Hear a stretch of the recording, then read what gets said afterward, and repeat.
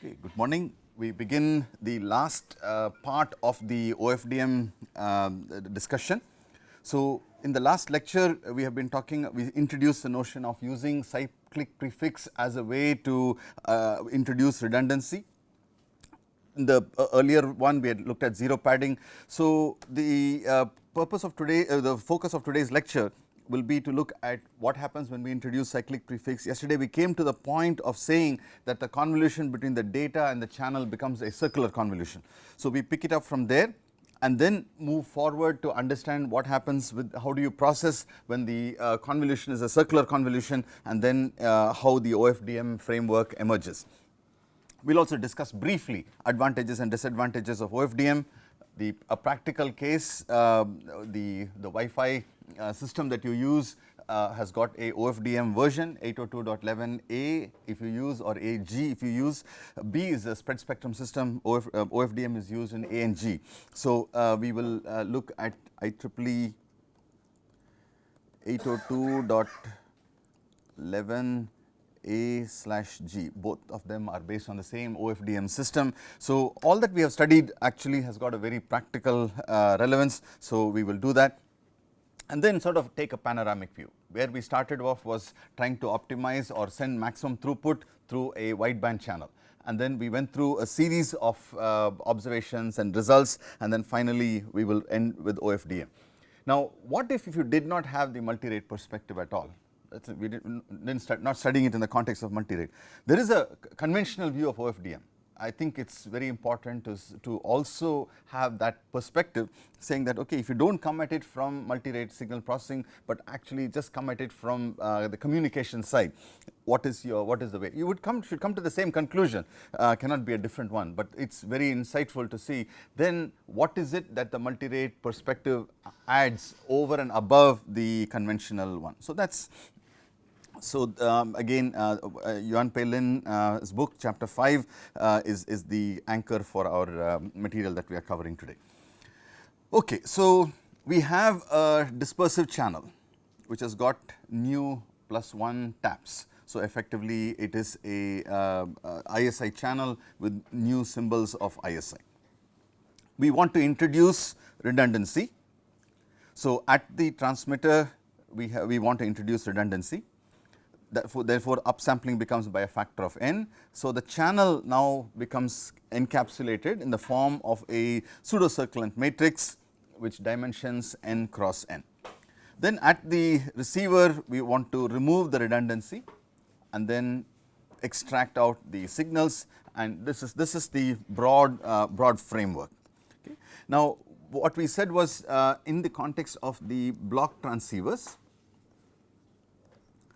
So, in the framework of the diagram in the previous slide, we call that as a block transceiver. Okay, it is also intended to be a multi-carrier modulation. Basically, our intention is to extract that, and it is also with redundancy. Okay, so this is the broad framework that we are doing. One approach that we have seen is the zero padding approach. Zero padding approach says that take your data block S0 S1 of n, one particular time instant, Sm-1 of n, and to ensure that we are able to handle the interblock, remove the interblock interference, we add a additional zero padding, and we add new at least new zeros has to be added. So, this is the zero padding portion that was extended. So, basically you extend it. So, it now becomes a n cross 1 matrix vector, n cross 1. So, there are m data symbols, there are new zeros, and n is equal to m plus nu. Okay, so, this was one way by which we could eliminate IBI. We showed that, we also showed that we can recover the transmitted signal through a pseudo inverse operation. So, eliminate IBI, estimate estimate the transmitted signal S hat of n via a pseudo inverse operation, pseudo inverse. I will just write, so you can fill in the rest of the information. Okay. On the other hand, there is another family or another branch of where we said that we will introduce the zero the cyclic prefix. Cyclic prefix. It is advantageous for us to think of cyclic prefix as preceding the data block.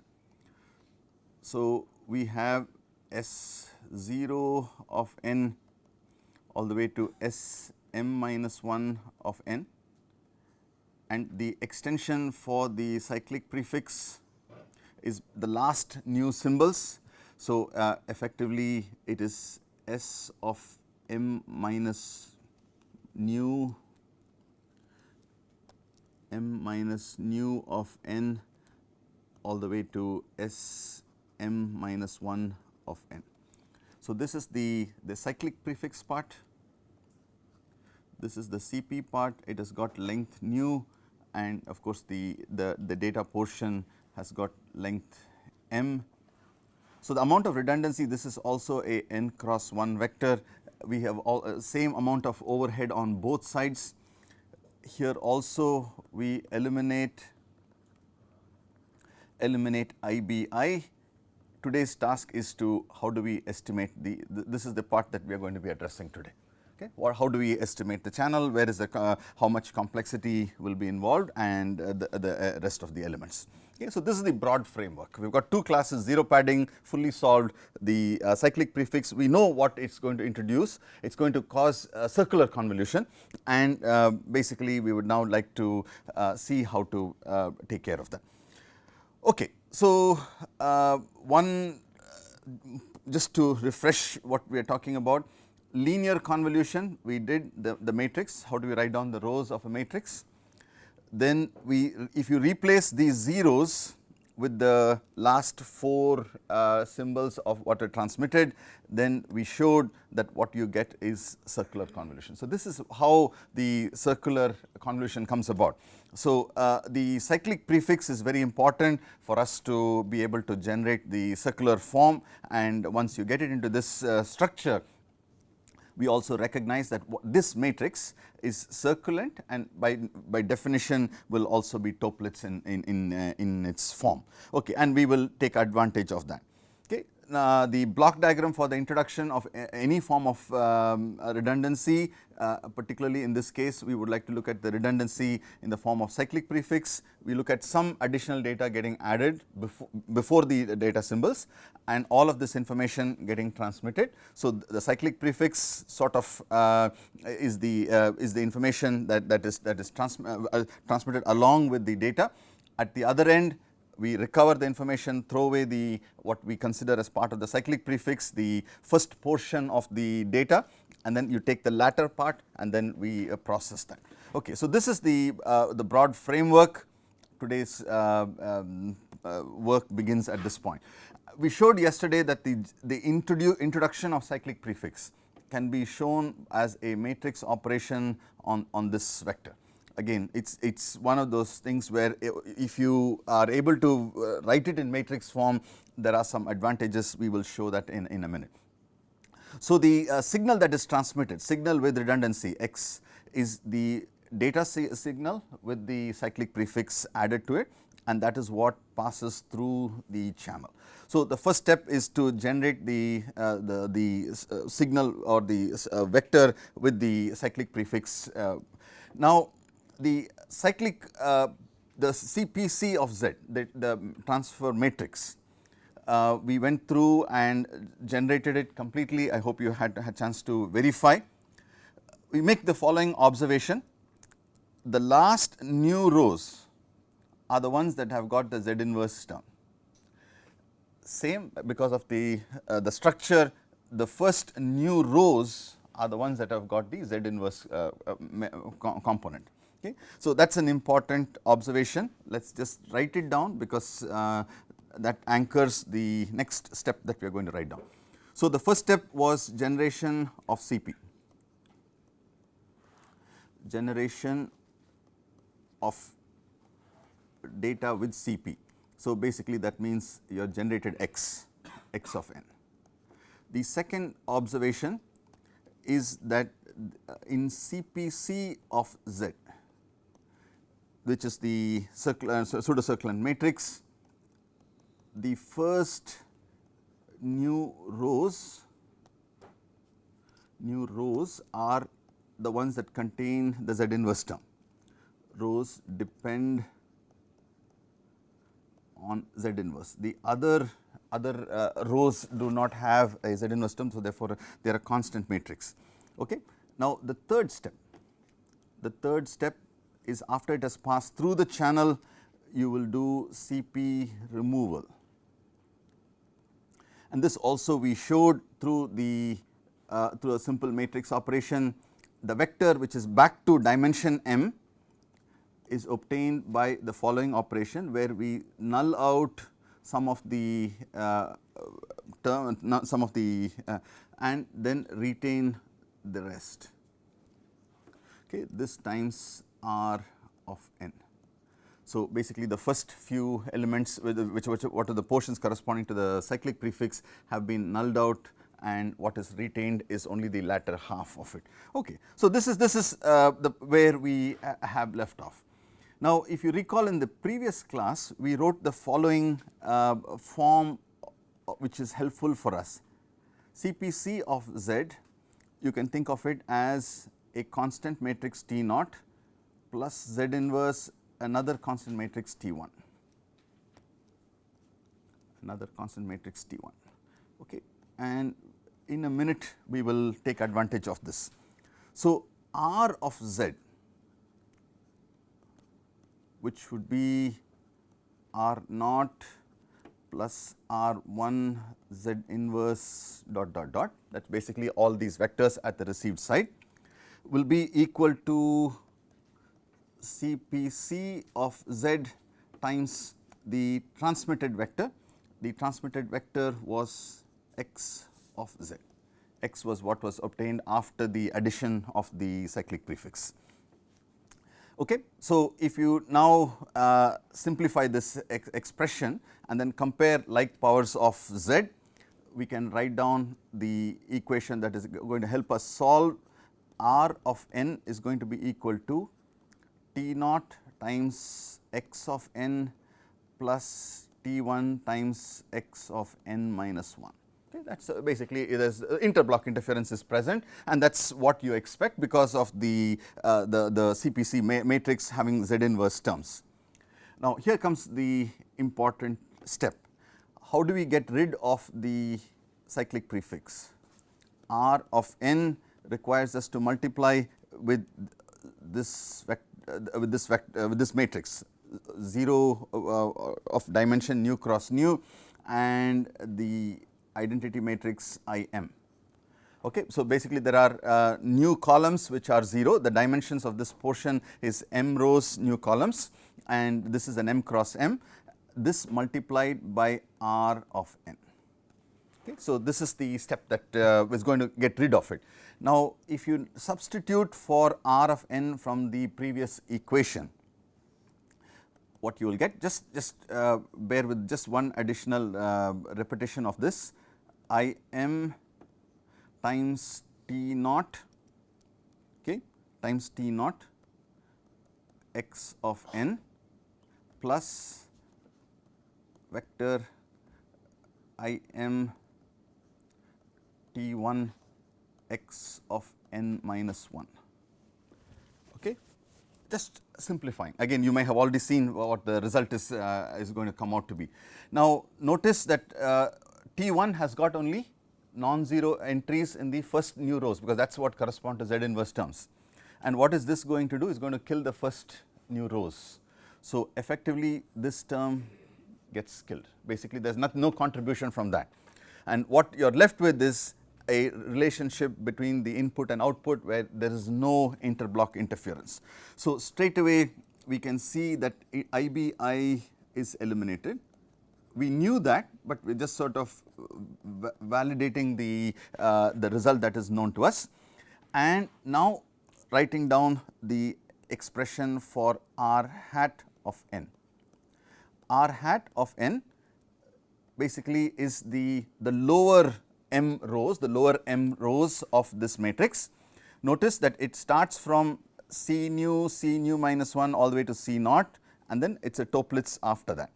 So, let me just write that down. So, the structure that is going to be present here is C nu minus 1 all the way to C naught, Toeplitz beyond that point, C naught, C 1 and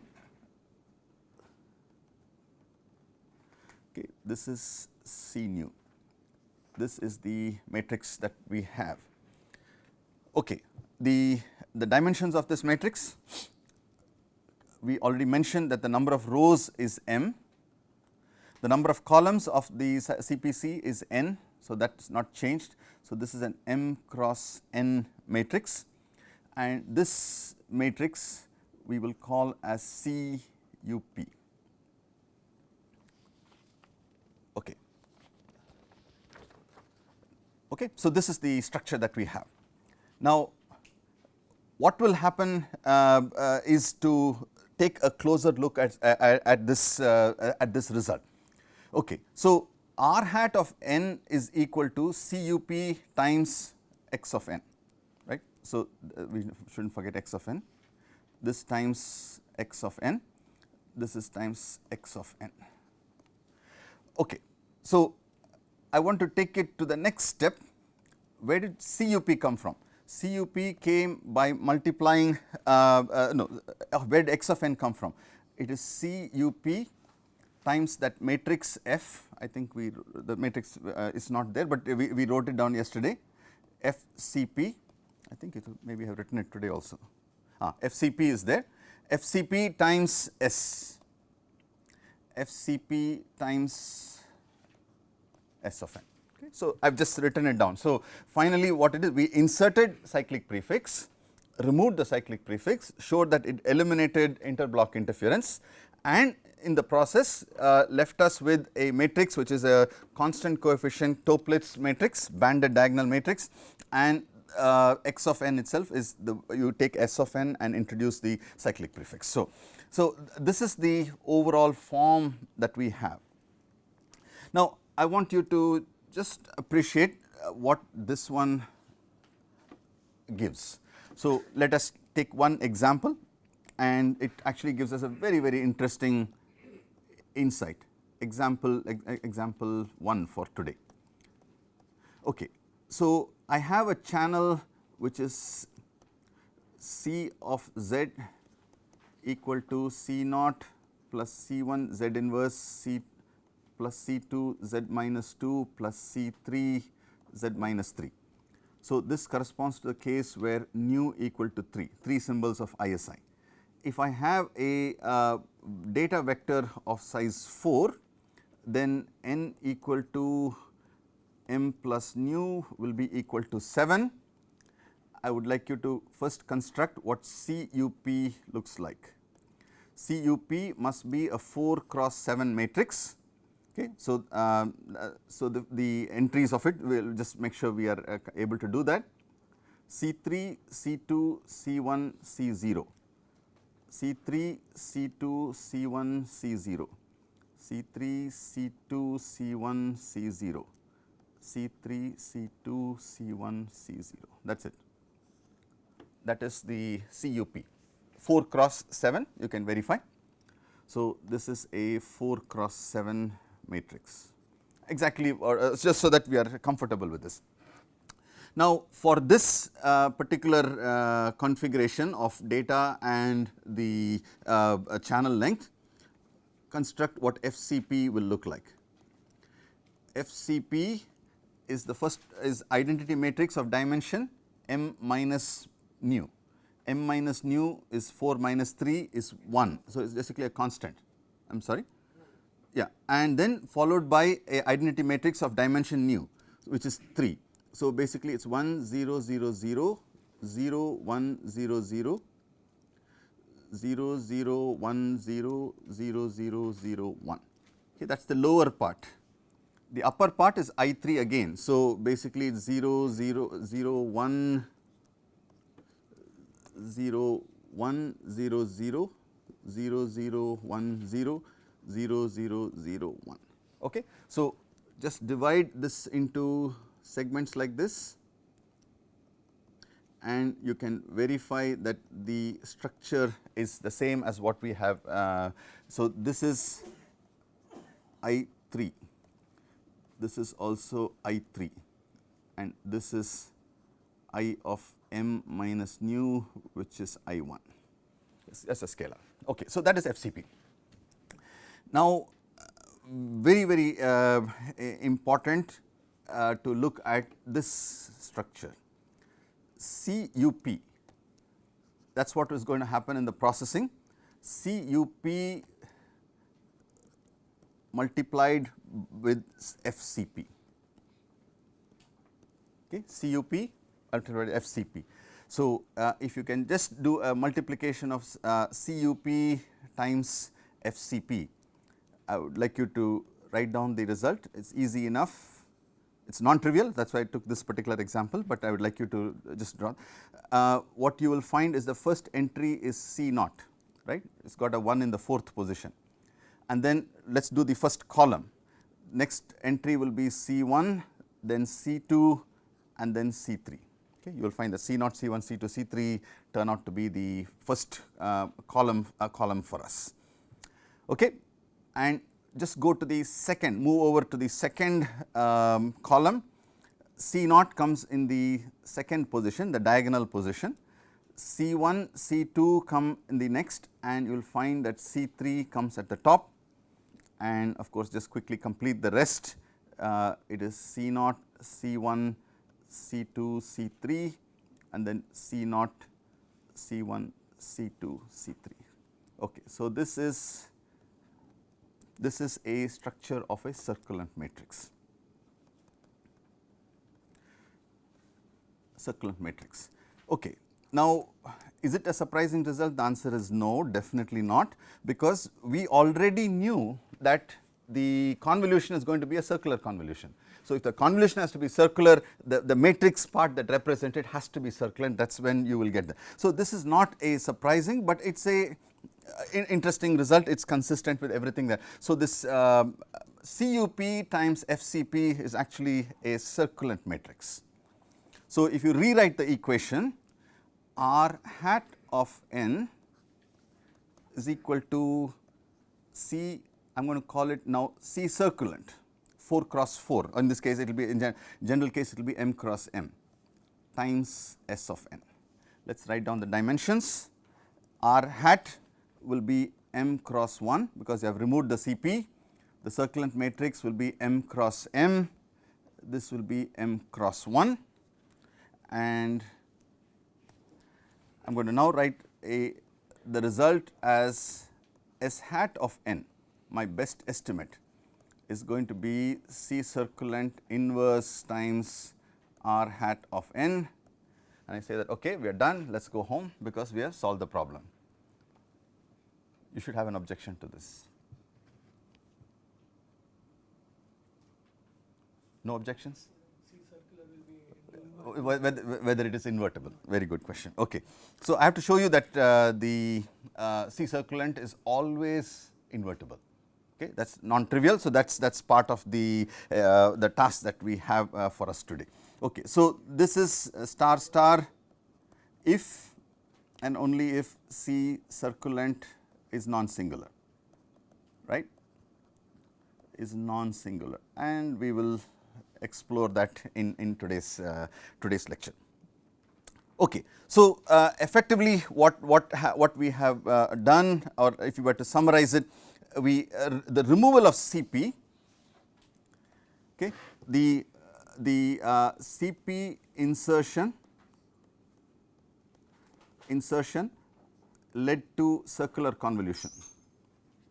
Okay, that was part of the observation, and then CP removal basically gave us a input output relationship which is of the form R of n is equal to a circulant matrix equal to C circulant times S of n. Okay, this it gave us this result. And so basically what should have been linear convolution in the channel became circular convolution, and that is what we have captured it. When we remove the CP, we are left with a equation, and we will then try to look at how to address this issue.